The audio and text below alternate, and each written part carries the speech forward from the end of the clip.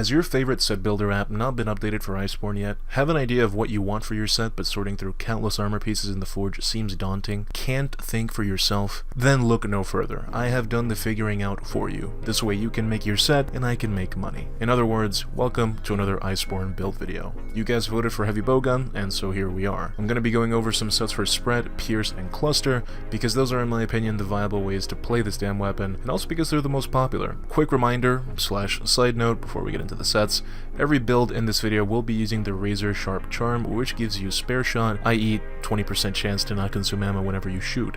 So if you don't have this or you don't know how to get it, just talk to the housekeeper in Celiana. She's the little cat standing outside your room, and she'll start you off on a capture quest line.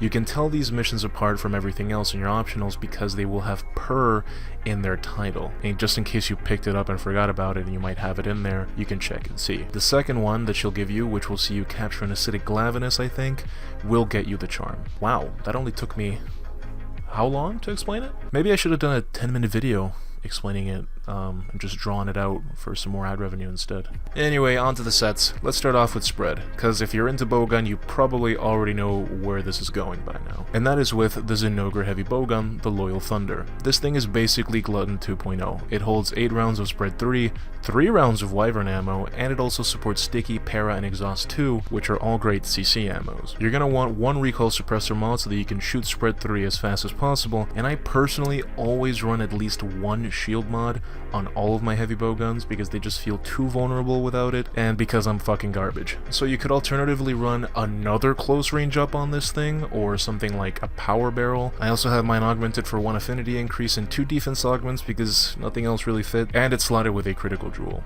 Now, there are 3 main ways you could build a set for this thing. The first one has PP, meaning peak performance, which will net you the highest damage out of all these sets if you can keep it up. Having more shield mods helps as well, so you can opt for those if you want for this set. However, if you don't like peak, or you're in a matchup where there's a lot of dot damage around, or you just can't quite keep your PP up, it's okay. It happens to a lot of guys. You can just run this set instead that has Agitator. Funny enough, that's often a guy's reaction when they can't keep their PP up, they just get mad. This will deal slightly less damage up front, but considering how easy it is to proc Agitator and how long it can stay active, it might net you some better DPS in the long run if you can't run peak performance, or as an alternative to that set. Another alternative is also this, a set with Offensive Guard. Now this technically is the highest damage output whenever you proc Offensive Guard, but proccing Offensive Guard on a bowgun can be a little hard, and trust me, I know something about being a little hard. So this has great potential, but it all depends on how well you play, and keep in mind that if you're stagger chaining a monster, it can't really hit you, so you can't really proc Offensive Guard.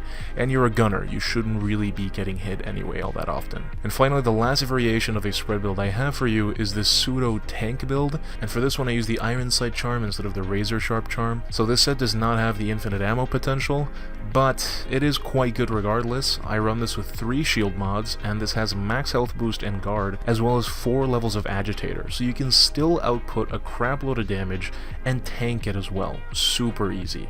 The playstyle for this bowgun in general is very simple. You put on your impact mantle, and then it just dies.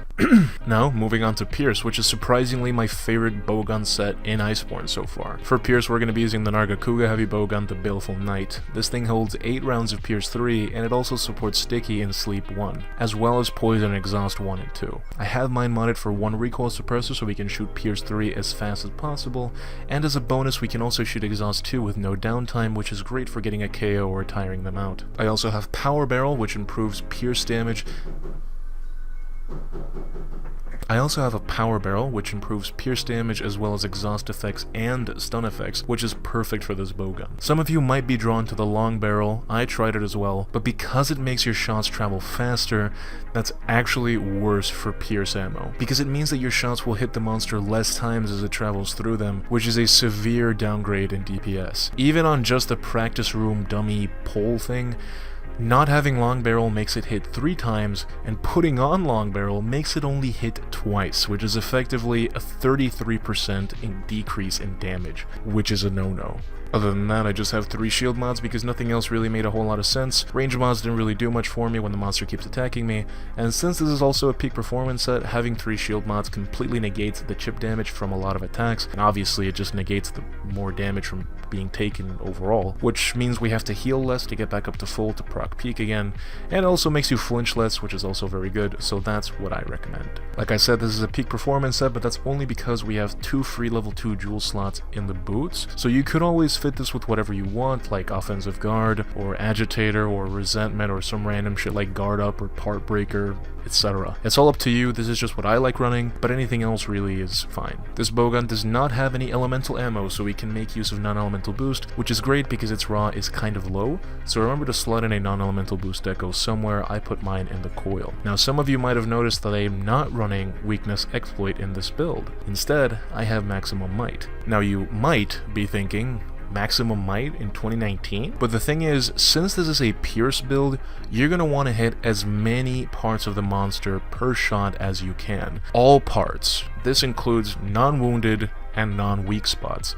Weakness exploit only gives you crit chance on weak spots, meaning that at least half of your shots will oftentimes not be critical hits as they're traveling through the monster. With 1 affinity augment, max critical eye, and max might proc, you can actually take this bowgun up to 100% base affinity, which feels amazing. Since it's a bowgun, you won't really be using a lot of stamina anyway, so max might will be active a lot of the time, but whenever you block, it does consume stamina, so even when it's not active, you still have 70 freaking % crit chance, which is a lot. Like, a lot of times you won't have it procced and it'll still give you a crit every single time because the chance is so high. So that's why this is one of the few sets in the game that's still worth running max might on, even after its nerfs. Some general tips I have is to just use poison ammo right at the beginning of a hunt for some easy damage, and then of course position yourself so you can hit most of the monster's body with the pierce shots. Having a shield stooge to draw aggro away from yourself is also highly recommended. And now finally,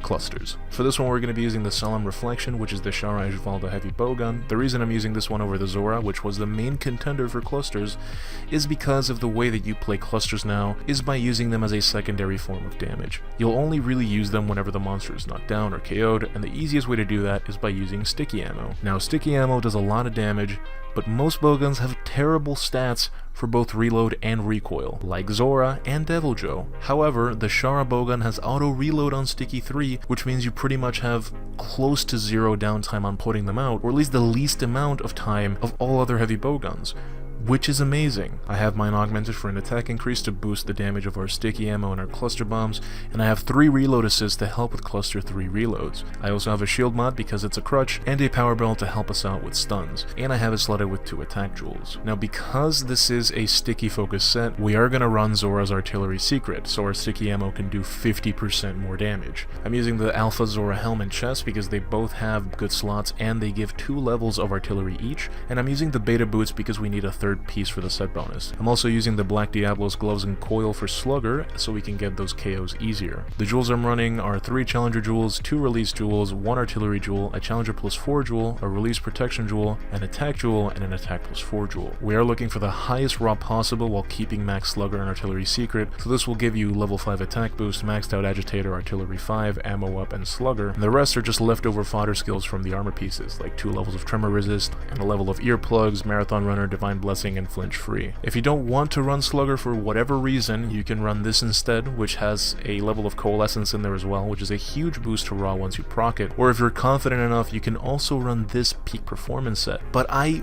really did not like this set, because I could not keep my PP up. I might have to consult a doctor, because this is not the first time. But if you can, then go ahead. But I am telling you right now, man, Slugger nets you a lot more KOs. The value is super noticeable, and I guarantee you'll have more success with the Slugger set. Trust me. Anyway, those are my heavy bowgun sets. Feel free to let me know how someone else has a better set in the comments. I want to thank my patrons for their continued support, and I want to thank you for watching. If you enjoyed this video or found it useful, then be sure to drop a like and subscribe for more Iceborne builds and endgame content. And guys, let me know if you prefer this style of video compared to my older ones. Do you prefer it if I explain every armor piece and the jewels and everything, or would you rather keep the commentary a bit more reserved? Anyway, thanks for watching, and I'll see y'all in the next one. Take care.